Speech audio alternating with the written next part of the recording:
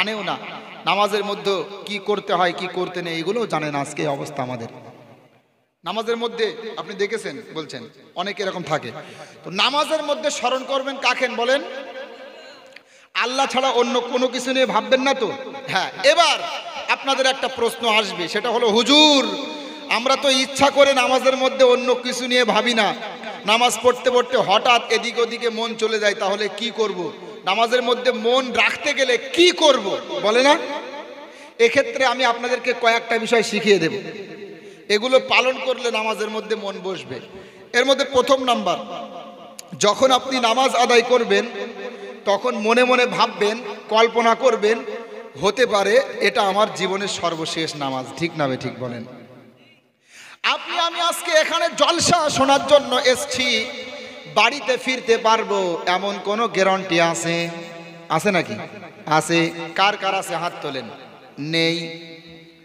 এমন কোনো গ্যারান্টি যদি না থাকে, তাহলে যখন আপনি নামাজের পাটিতে দাঁড়াবেন মনে মনে কল্পনা করবেন, হতে পারে এটা আমার জীবনের সর্বশেষ নামাজ। পারে না? এখন যদি আপনাকে বলে দেওয়া হয় আগামীকাল ফজরের নামাজটা আমার আপনার জীবনের সর্বশেষ নামাজ, তাহলে এই নামাজটা কেমন হবে বলেন? এই নামাজের সেজদা হবে অনেক লম্বা, এমন সেজদা কোনোদিন হয়নি আগে। এই নামাজের রুকু হবে এতটাই লম্বা, এমন কোন রুকু আগে কখনো হয়নি। এই নামাজের কেরাতটা হবে এত সুন্দর কেরাত, এই রকম কেরাত আগে কখনো হয়নি। এই নামাজের পরে মুনাজাতটা হবে এত সুন্দর, শ্রেষ্ঠ মুনাজাত, এই রকম মুনাজাত কখনো হয়নি। ঠিক না বে ঠিক? এই জন্য নামাজে দাঁড়িয়ে ভাববেন, হতে পারে আমার জীবনের শেষ নামাজ, কারণ মৃত্যু যখন তখন হতে পারে। ঠিক না বে ঠিক? وَلَن يُؤَخِّرَ اللَّهُ نَفْسًا إِذَا جَاءَ أَجَلُهَا وَاللَّهُ خَبِيرٌ بِمَا تَعْمَلُونَ। সূরা মুনাফিকুন 28 নম্বর পারা 14 নম্বর পৃষ্ঠা 2 নম্বর রুকুর 11 নম্বর আয়াত। মহান আল্লাহ বলছেন, যখন মৃত্যুর সময় হয়ে যাবে, মালাকুল মাউত আসার সময় যখন হয়ে যাবে, 1 সেকেন্ডের জন্য আর সময় দেয়া হবে না, মৃত্যু হয়ে যাবে। তাহলে বলেন আমার আপনার সামনে 5 মিনিট পরে মালাকুল মউত আসতে পারে না পারে না? পারে না পারে না? তাহলে নামাজে দাঁড়ালে ভাববেন, হতে পারে আমার জীবনের শেষ নামাজ। আজরাইল যখন তখন আসতে পারে। আল্লাহ, আমি তো আমার ব্যক্তিগত জীবনে এই বিষয়টা অনেক ভয় পাই। মৃত্যুর কষ্ট আমার কাছে অনেক বড় মনে হয়। দেখবেন যখন একটা মানুষের মৃত্যু হয়, চোখগুলো মোটা মোটা হয়ে যায়, উপরের দিকে তাকিয়ে থাকে, আশেপাশে কত চিৎকার চিল্লাচিল্লি হয়, কোথাও তাকায় না, উপরের দিকে তাকিয়ে আছে। তার মানে সে চোখের সামনে এমন একটা কিছু দেখতে পাচ্ছে যেটা সে কখনো আগে দেখেনি। এতটা ভয়ঙ্কর বিষয়।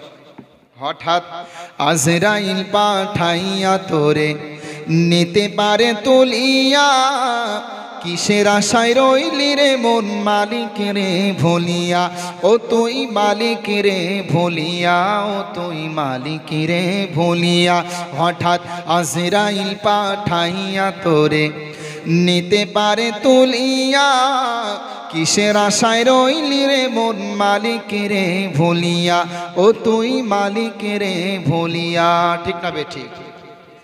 ধন সম্পদ পাইয়া হাতে করলি জমিদারি, ক্ষমতার অহংকারে করলি বাহাদুরি। আছে না? টাকা পয়সা পেয়ে অহংকার করে, টাকা পয়সা পেয়ে আল্লাহকে ভুলে যায়। লক্ষ কোটি কোটি টাকার মালিক, গাড়ি আছে, বাড়ি আছে, সব কিছু আছে, নেই শুধু আল্লাহর সাথে সম্পর্ক। ঠিক না বেটি? ধন সম্পদ পাইয়া হাতে করলি জমিদারি, ক্ষমতার অহংকারে করলি বাহাদুরি, ও তুই করলি বাহাদুরি। ও তোর রেশমি পোশাক সোনার আংটি,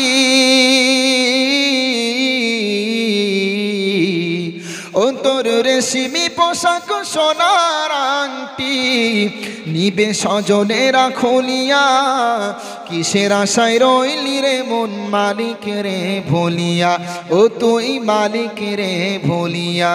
ঠিক না?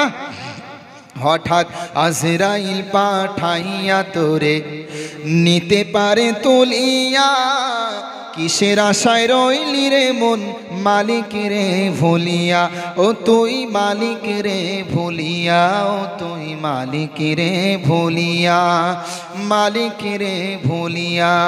মালিককে ভুলে থাকবেন না তো আর, থাকবেন না তো আর।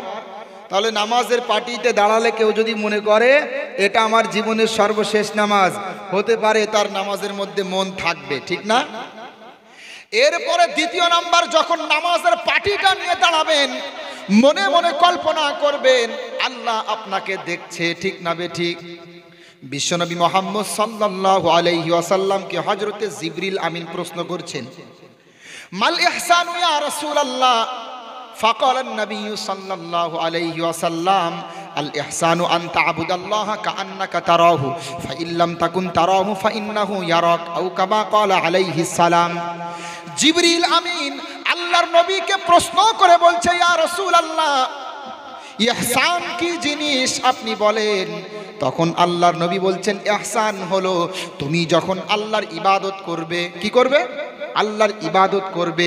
যখন তুমি আল্লাহর ইবাদত করবে তখন তুমি মনে মনে কল্পনা করবে তুমি আল্লাহকে দেখতে পারছো। আর এটা যদি মনে না হয় তাহলে তুমি অবশ্যই বিশ্বাস করবে আল্লাহ তোমাকে দেখছে, ঠিক না বেঠিক? আচ্ছা বলেন তো, মালিক যদি উপস্থিত থাকে, মালিকের উপস্থিতিতে কেউ কি কাজে কর্মে ফাঁকি দেবে? দেবে না। আর মালিক যদি একটু অনুপস্থিত থাকে কর্মচারী ফাঁকি দেবে, ঠিক না? একবার হলেও ভাববেন আমার মালিককে আল্লাহ, আমি আপনি আল্লাহর গোলাম, ঠিক না বেঠিক? আমাদেরকে গোলামি করার জন্য আল্লাহ সৃষ্টি করেছেন। ওয়ামা খালাকুতুল জিন্না ওয়াল ইনসা ইল্লা লিয়াবুদুন। মহান আল্লাহ বলছেন আমি আল্লাহ মানুষ সৃষ্টি করেছি আর আমি আল্লাহ জিন সৃষ্টি করেছি শুধুমাত্র ইবাদত করার জন্য। সূরাতুজ জারিয়াত 27 নম্বর পারা 3 নম্বর পৃষ্ঠা শেষ 3 নম্বর রুকুর 56 নম্বর আয়াত। আল্লাহ বলছেন আমি আল্লাহ সৃষ্টি করেছি মানুষ এবং জিনকে ইবাদত করার জন্য।